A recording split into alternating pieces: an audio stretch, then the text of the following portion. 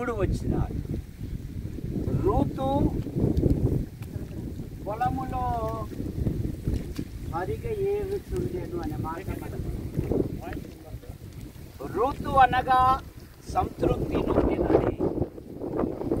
Ruth మోయాబు విడిచినది.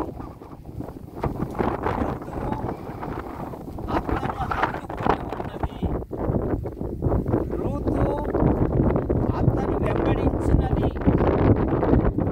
Ruth ఇశ్రాయేలు దేశమునకు వచ్చినది. ఇలాగే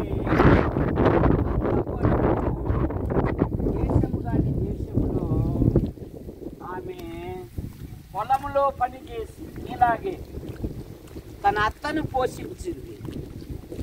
రూతు బోయాజును గుర్తించింది. రూతు యేసుక్రీస్తు వంశములో చేర్చబడింది.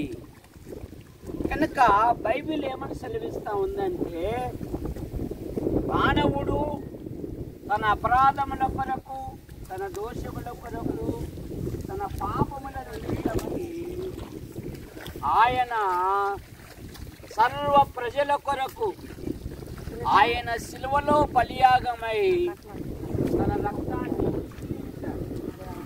బైబిల్ ఏమని చదివిస్తానంటే, భేదమేమీ లేదు, అందరూ పాపము చేసి దేవుడు అనుగ్రహించు మహిమను పొందలేకపోతున్నారు. మానవుడు పాపములో పుట్టి పాపములో పెరిగి పాపములో జీవిస్తూ పాప పరిహారము కొరకై అనాది నుండి అనేకమైన ప్రయత్నములు చేయిస్తున్నారు.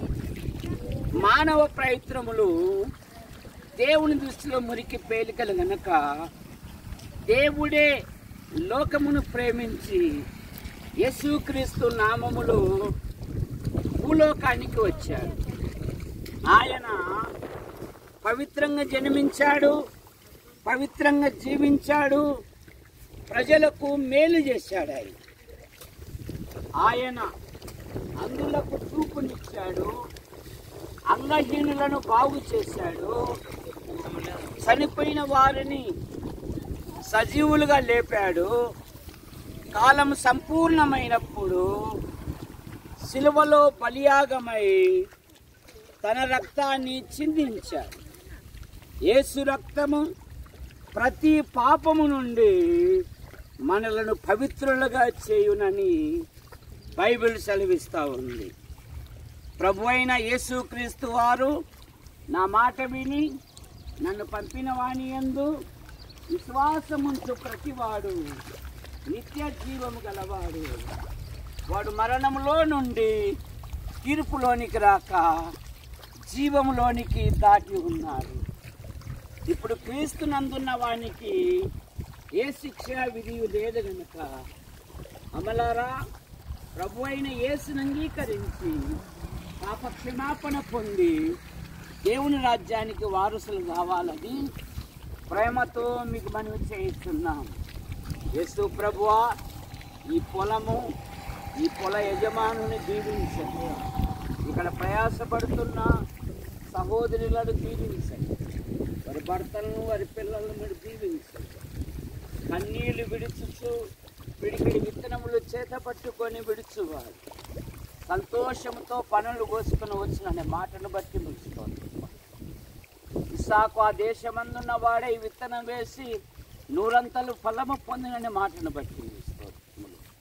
నైనా ఈ పంటకు కావలసిన వాతావరణమును దయచేయండి. 100 ఫలించున్నట్లుగా మీ కృపను దయచేయమని యేసు ప్రభు నామములో ప్రార్థిస్తున్నాం తండ్రి. ఆమేన్. ఓకే, కట్ చేయండి.